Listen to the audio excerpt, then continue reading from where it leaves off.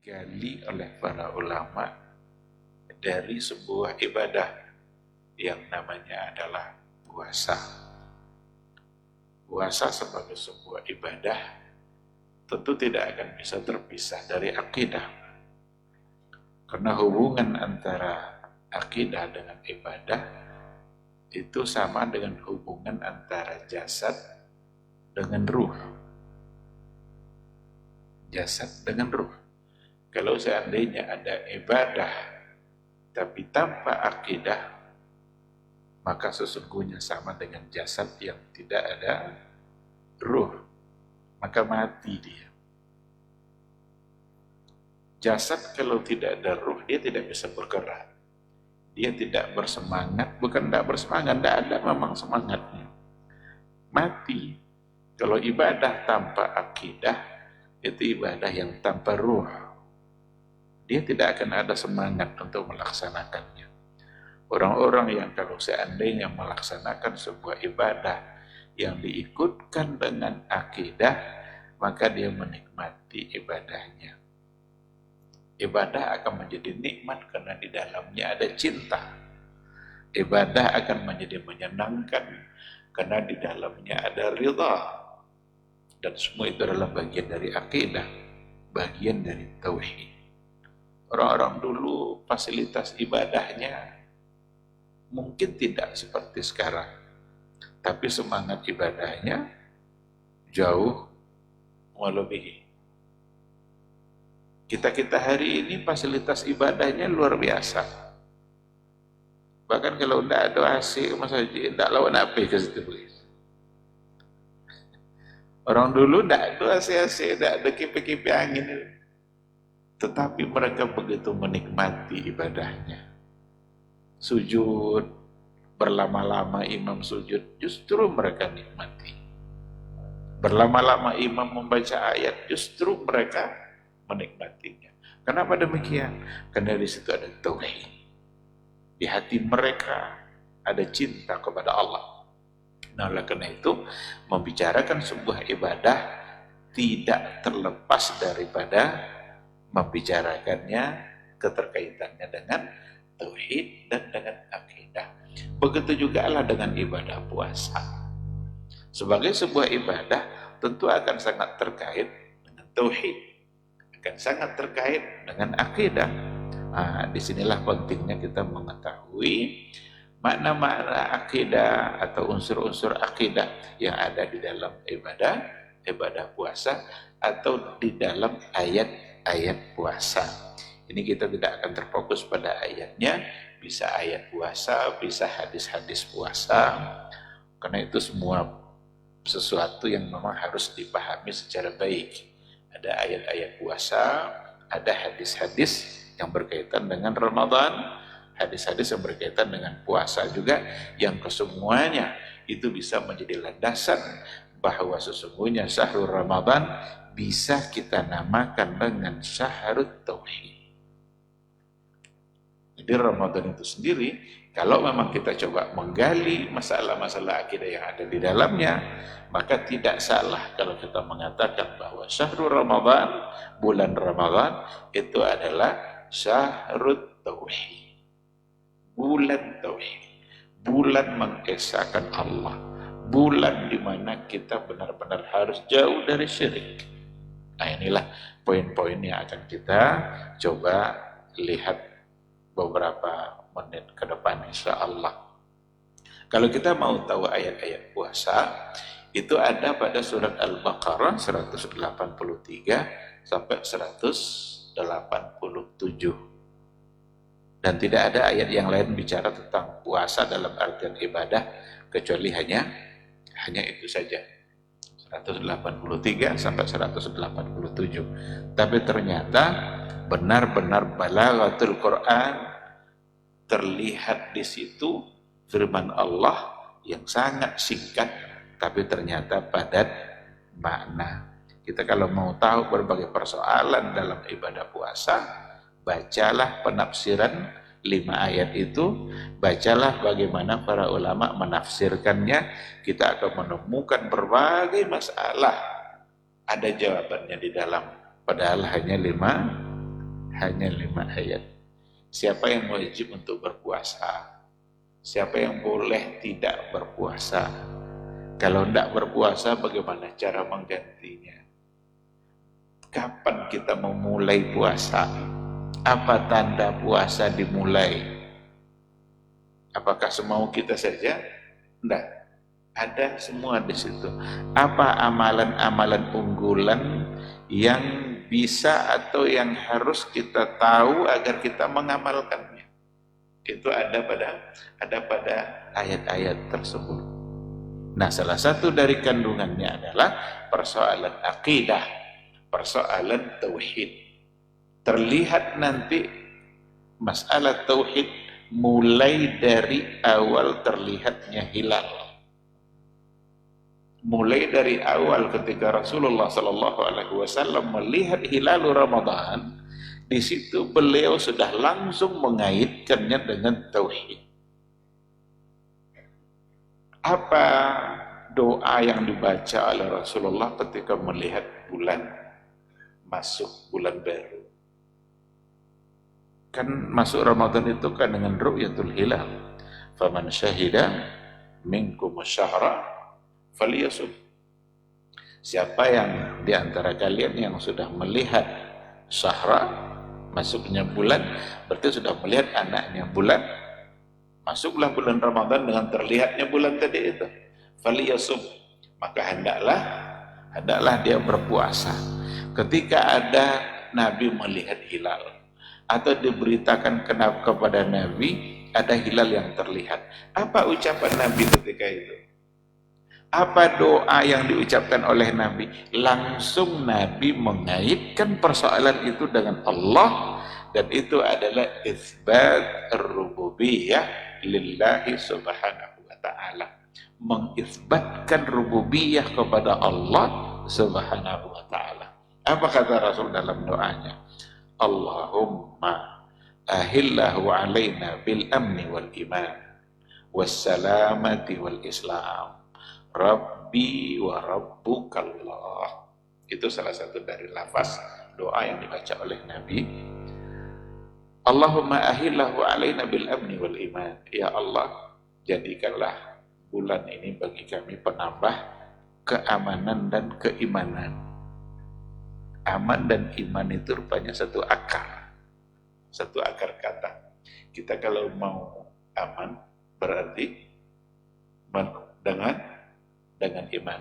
Wassalamati wal islam, penambah keselamatan dan keislaman. Selamat dengan Islam ternyata juga merupakan satu akar kata. Jadi kalau kita mau selamat, maka caranya adalah dengan Islam. Kalau mau aman, caranya adalah dengan iman.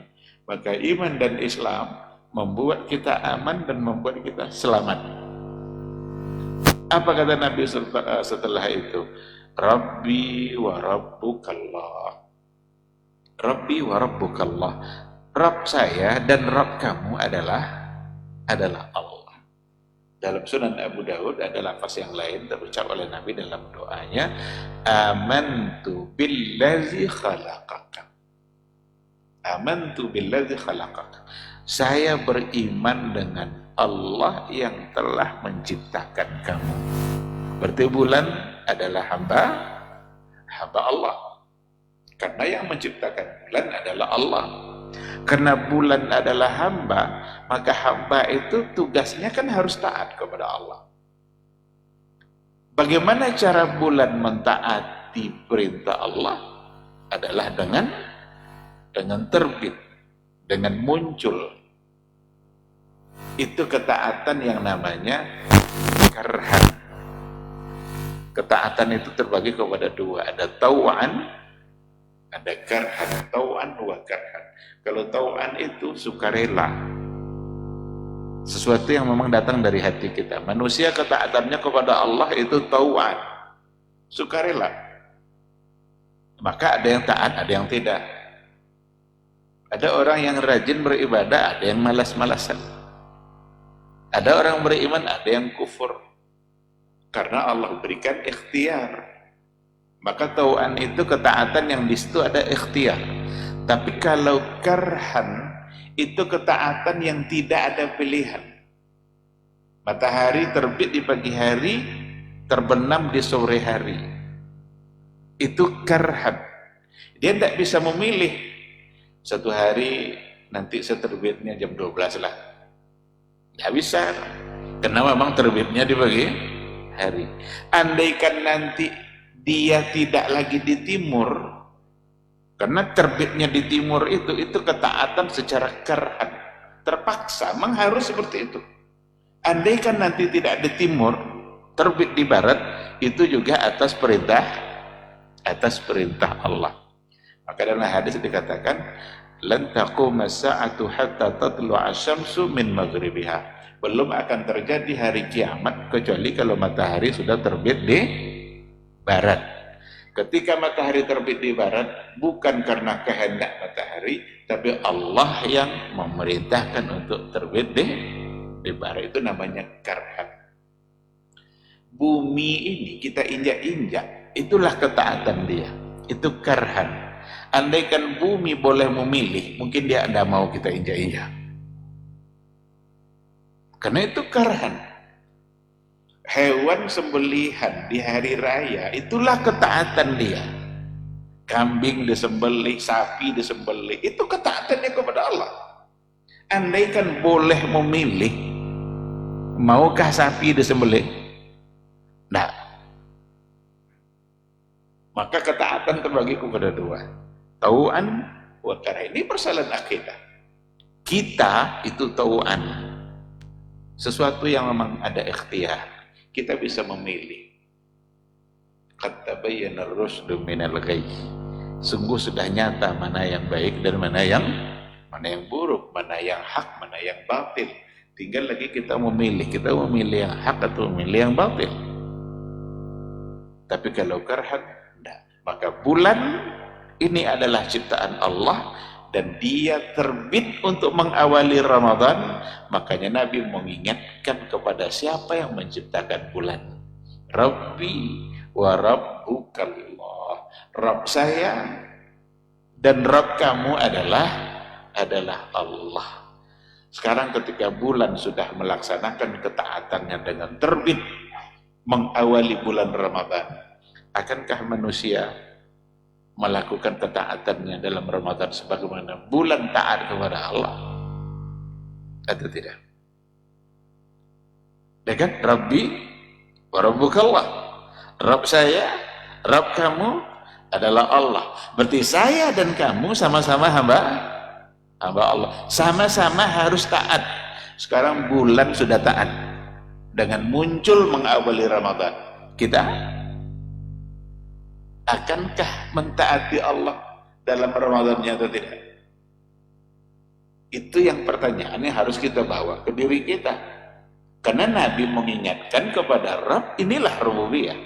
Rabb itu seperti yang sudah sering kita sampaikan dalam kajian-kajian tauhid, itu rububiyah, akar kata yang diambil dari Rabb, di mana kita mesti beriman atas kerja-kerja Allah yang terjadi dalam kehidupan kita, kerja-kerja besar yang tidak mungkin selain Allah melakukannya, seperti Khalik, Allah sebagai Khalik, sebagai pencipta, Allah sebagai Razik, sebagai pemberi rezeki, Allah yang Mudabbir, dia yang mengatur kehidupan kita, Al-Muhyi wal Mumit, dia yang menghidupkan, dia yang mematikan, dia yang menggerakkan. Kalau dia yang memberikan kehidupan, berarti dia pula yang menggerakkan. Ini tangan ini tidak bisa bergerak kalau Allah sudah tidak mengizinkan. Ada saatnya nanti mata bisa melihat, itu karena Allah masih mengizinkan untuk melihat. Telinga yang masih bisa mendengar, itu karena Allah yang masih mengizinkan. Satu saat nanti ketika Allah sudah tidak mengizinkan mata kita melihat, maka kita tidak akan pernah bisa melihat. Ketika nanti Allah sudah tidak lagi mengizinkan telinga kita untuk mendengar, maka satu saat nanti dia tidak akan bisa mendengar. Nah, oleh karena itu, selagi fungsinya diberikan oleh Allah, maka fungsikanlah semuanya untuk ketaatan kepada Allah Subhanahu wa ta'ala. Maka rububiyah mesti melahirkan uluhiyah. Keyakinan kita terhadap rububiyah mengharuskan kita untuk tunduk kepada uluhiyah. Tidak boleh terpisah. Ketika kita yakin bahwa Allah yang memberikan kita rezeki, berarti kita wajib untuk mentaatinya. Mungkinkah kita mentaati seseorang yang tidak pernah memberi kita rezeki? Mungkinkah kita mendurhakai dia yang selama ini menjamin hidup kita? Kadang-kadang terbalik dalam kehidupan. Ada orang, sekali saja orang itu berbuat baik kepada dia, tapi bukan main tunduknya kepada orang tersebut. Tapi Allah setiap detik berbuat baik kepada dia, tapi dia lupa untuk berbuat baik pula kepada Allah Subhanahu wa ta'ala. Tunduk pada orang berbuat baik itu satu yang ya tidak pula salah, karena dia berbuat baik sama kita. Tetapi yang harus kita bawa adalah ketika setiap detik Allah berbuat baik kepada kita, pantaskah kita untuk mendurhakainya? Pantaskah kita untuk meninggalkan perintahnya? Pantaskah kita untuk melaksanakan larangannya? Padahal dia yang memberikan segala-galanya dalam kehidupan kita. Jangan-jangan pada saat kita berbuat maksiat, jangan-jangan Allah mematikan kita. Bisa tak Allah mematikan kita saat berbuat maksiat? Jawabannya bisa. Sebagaimana Allah juga bisa mematikan kita saat kita beramal saleh. Maka ada orang yang mati saat sujud, ada orang yang mati saat bermaksiat, mabuk-mabukan, terlalu banyak diminum, mati.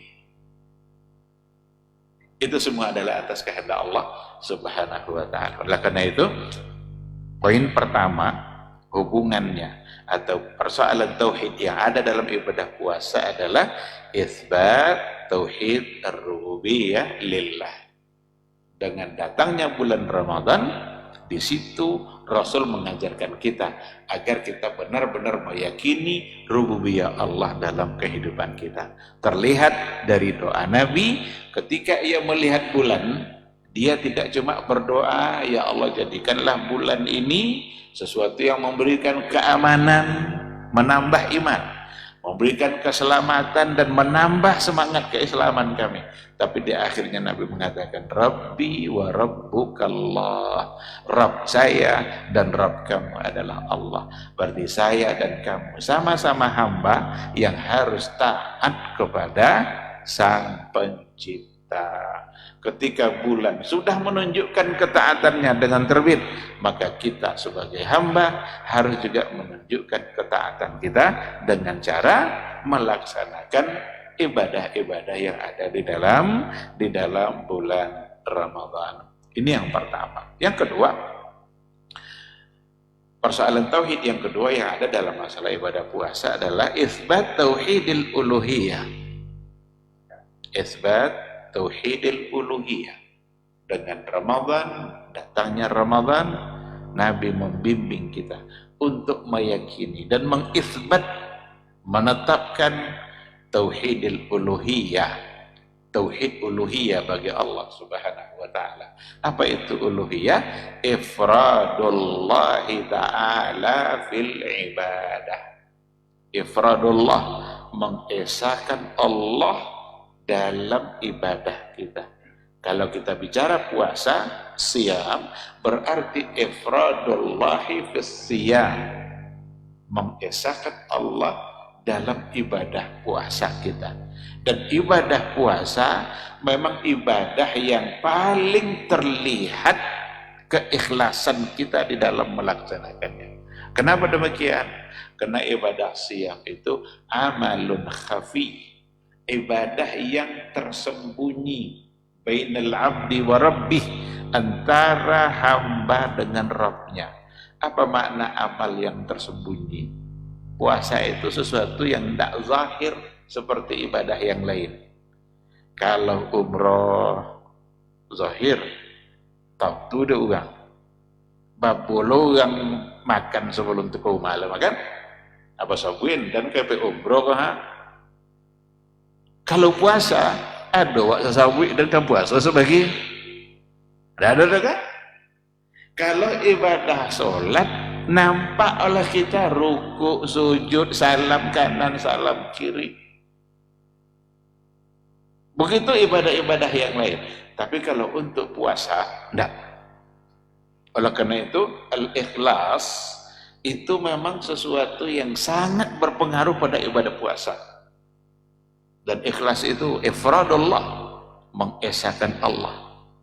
Bahkan dalam hadis sendiri Rasul mengatakan kullu amali bani Adam lahu, semua amal anak Adam itu untuknya illa siyam, kecuali puasa.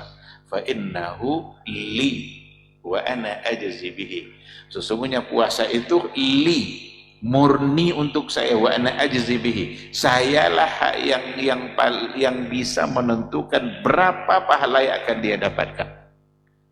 Apa makna hadis ini? Bukankah ibadah yang lain juga untuk Allah? Tapi ketika dikhususkan puasa, itu artinya adalah balasan untuk ibadah puasa itu di luar perhitungan perkalian kebaikan yang lain. Karena kalau ibadah yang lain al-hasanatu bi asyri amsalihha, satu amal saleh bisa menjadi 10, kan gitu. Satu huruf Quran yang kita baca mendapatkan 10 kebaikan. Kalau satu biji zakat, satu zakat yang satu harta yang diberikan dalam zakat sama seperti biji yang ditanam, nanti tumbuh jadi 7 cabang, satu cabang ada 100, jadi 700. Tapi kalau untuk ibadah Ramadan, Allah yang bilang wa ana ajzi bihi, sayalah yang menentukan berapa pahala yang dia dapatkan. Berarti itu di luar perkalian 10 kali 10 tadi itu. Berarti bisa lebih, bisa 100, bisa 1000, tergantung Allah yang menginginkannya. Bahkan ada ayat innama yuwaffas sabiruna ajrahum bighairi hisab, Allah sempurnakan balasan untuk orang-orang yang sabar bighairi hisab, tanpa hisab, tanpa bisa kita hitung. Itu hanya Allah yang tahu. Kebanyakan mufassir menafsirkan sabiruna di situ, yang sabar di situ adalah as-saimun. Jadi sebagian dari ahli tafsir memaknai mereka-mereka yang sabar di sini adalah as-saimun, mereka-mereka yang berpuasa. Nah, oleh karena itu melalui ibadah puasa isbat tauhid uluhiyah. Bagaimana kita benar-benar menanamkan secara kuat, secara kokoh dalam hati kita mengesahkan Allah dalam uluhiyah. Maka sejalanlah antara rububiyah dengan uluhiyah. Nah, yang apa namanya? Yang sering dijadikan untuk pembagian tauhid, karena memang kita tidak bisa lepas dari pembagian tauhid rububiyah dengan uluhiyah. Kalau ada orang yang menolak pembagian tauhid uluhiyah rububiyah, itu karena mereka tidak memahami aja substansinya. Itu bukan pembagian-pembagian yang dibuat belakangan, tetapi itu justru berdasarkan istiqra yang langsung dipahami dari apa yang ada pada keyakinan Rasul dan keyakinannya para sahabat, yang dilanjutkan oleh ulama-ulama Ahlus Sunnah sampai pada masa kita, dan akan berlanjut nanti sampai hari kiamat. Itu yang kedua. Yang berikutnya, poin akidah yang ada dalam masalah ibadah puasa adalah al-irtibat al-wathiq baina as-siyami wad-du'a. Al-irtibat al-wathiq, ketersambungan yang sangat kuat antara puasa dengan doa. Puasa dengan doa tidak bisa dipisahkan. Kalau kita tengok dalam ayat-ayat puasa, itu disebutkan persoalan doa, diselipkan ayat doa itu di antara ayat-ayat puasa. Allah bilang ya ayyuhallazina amanu kutiba alaikumusiyam. Nanti ada syahrul Ramadan allazi unzila fihil Qur'an. Tiba-tiba nanti ada di antaranya wa idza sa'alaka ibadi anni fa inni qarib ujibu da'watad da'i idza da'ani falyastajibu li wal yu'minu bi la'allahum yarsudun. Setelah itu balik lagi kepada persoalan puasa. Uhilla lakum lailatas siyami arrafatsu ila nisaikum. Dihalalkan bagi kalian di malam Ramadan untuk menggauli istri. Yang tidak boleh itu siangnya. Dulu ada di antara sahabat yang menganggap malam pun tidak boleh. Jadi karena malam tidak boleh, karena sudah terlalu lama, ada yang pusing-pusing kepalanya. Ada yang mau pingsan gara-gara itu. Akhirnya turun ayat itu. Dihalalkan bagi kalian untuk menggaulinya. Jadi ini hukum puasa, tiba-tiba ada persoalan doa di tengah-tengah. Kenapa Allah selipkan ayat doa di antara ayat-ayat puasa? Di situ menunjukkan bahwa salah satu dari amalan unggulan dalam ibadah puasa kita adalah doa. Dan Nabi memang mengatakan seperti itu. Salah satu dari doa yang tidak tertolak adalah doa orang yang berpuasa. Ada hadis lisaimi inda fitrihi da'watun la turad. Bagi orang yang berpuasa saat dia berbuka da'watun la turad, itu ada doa yang tidak tertolak. Jadi menjelang berbuka itu sesungguhnya adalah saat di mana bagus untuk digunakan berdoa, kesempatan berdoa. Jadi tidak mesti habis waktu kita untuk hal-hal yang tidak bermanfaat. Kadang-kadang kita dilalaikan oleh banyak hal. Dilalaikan oleh hal-hal yang tidak bermanfaat. Kadang hiburan-hiburan, nyanyian-nyanyian, lawak-lawak lucu-lucu yang ada di TV-TV itu. Bukan nak bukunya galak-galak aja bu. Melengah-lengah puasa Ustaz nih. Cangko dia melengah-lengah puasa. Padahal justru itu adalah waktu di mana kata Rasul apa? Da'watun la turad. Doa tidak tertolak. Berarti keterkaitan antara puasa dengan doa ini yang disebut dengan al-irtibatul wasiq. Keterkaitan yang sangat kuat, sangat kokoh. Wasiq, siqah. Dan kalau sudah bicara doa, berarti kita bicara tauhid. Karena doa adalah ibadah. Dan ibadah itu al-ubudiyah. Ubudiyah itu adalah tauhid. Bukankah ada hadis Nabi? Ad-doa mukh al-ibadah. Doa itu adalah intisari dari ibadah. Dan ibadah itu ubudiyah. Ubudiyah berarti tauhid. Ibadah itu tauhid. Tidak ada ibadah yang diterima oleh Allah kalau tidak dengan tauhid. Dalam ayat wa ma khalaqtul jinna wal insa illa liya'budun. Tidaklah aku ciptakan jin dan manusia kecuali liya'budun, untuk beribadah. Apa arti untuk beribadah di sini? Liyuwahhidun, untuk mentauhidkan saya. Berarti ibadah adalah tauhid. Beribadah kepada Allah berarti mentauhidkan Allah, dan tidak ada ibadah yang diterima oleh Allah kalau di dalamnya ada syirik.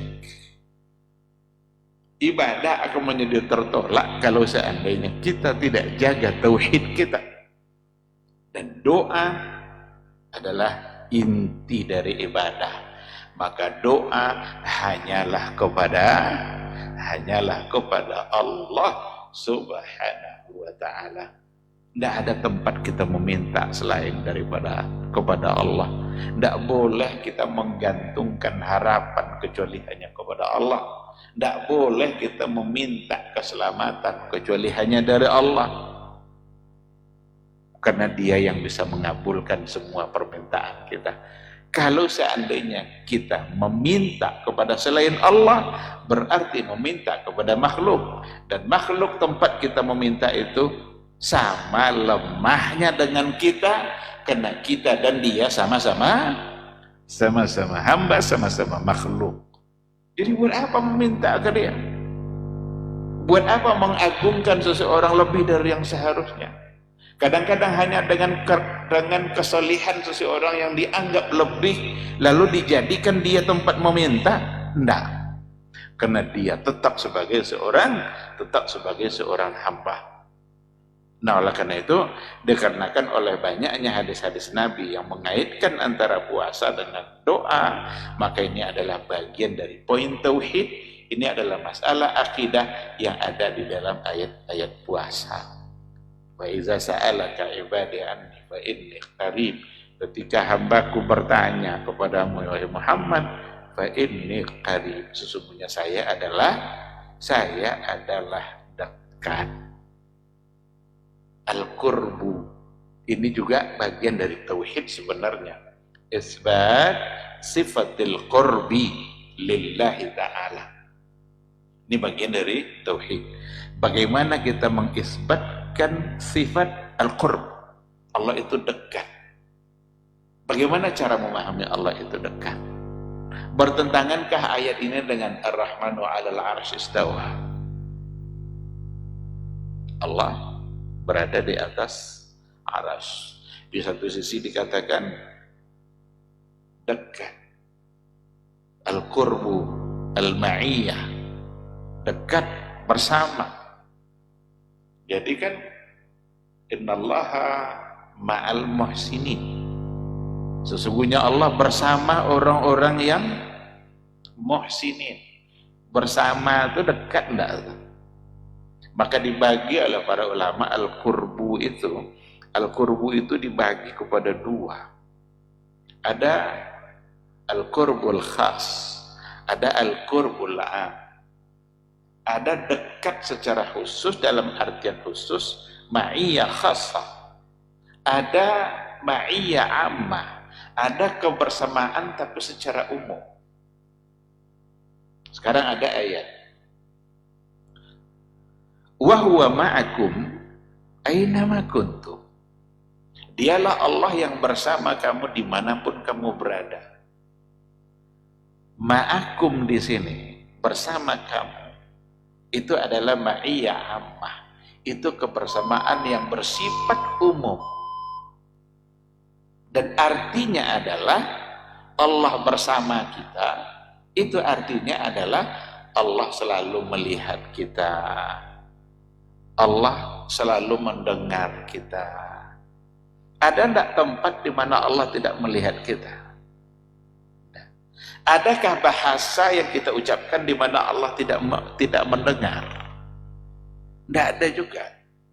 Ini namanya ma'iyah ammah, kebersamaan secara umum. Dan itu masuk di dalamnya muslim wa kafir. Mau muslim mau kafir, Allah bersama kita.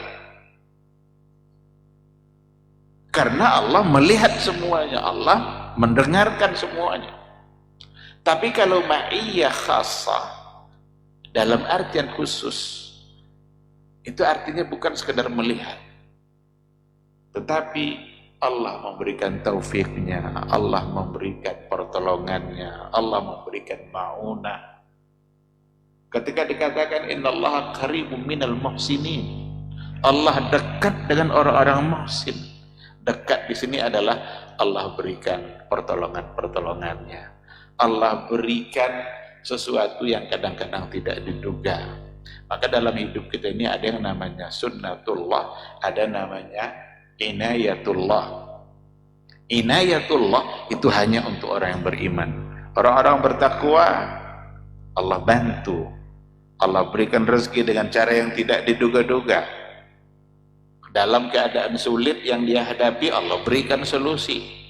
Itu hanya untuk orang beriman, itu adalah inayatullah. Tapi kalau sunnatullah itu sesuatu yang berlaku dalam kehidupan seseorang dengan al-akhdhu bil asbab.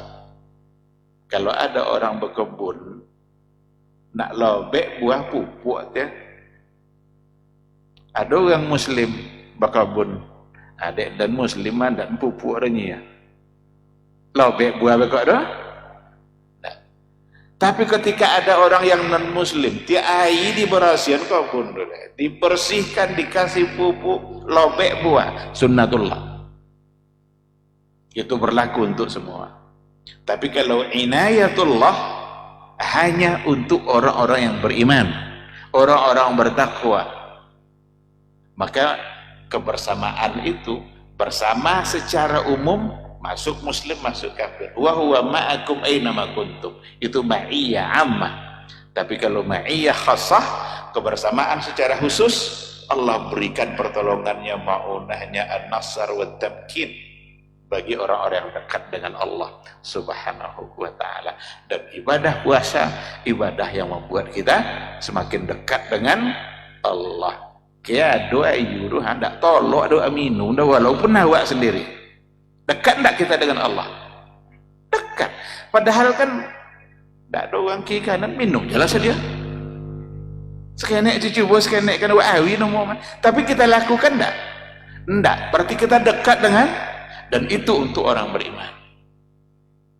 Kita dibantu oleh Allah dalam ibadah kita. Nah, ikhwati fillah, waktu isya sudah masuk, insyaallah kita sambung ba'da salat. Kita tutup untuk sementara. Subhanakallah bihamdika, asyhadu an la ilaha illa anta, astaghfiruka wa atubu ilaik. Wassalamualaikum warahmatullahi wabarakatuh.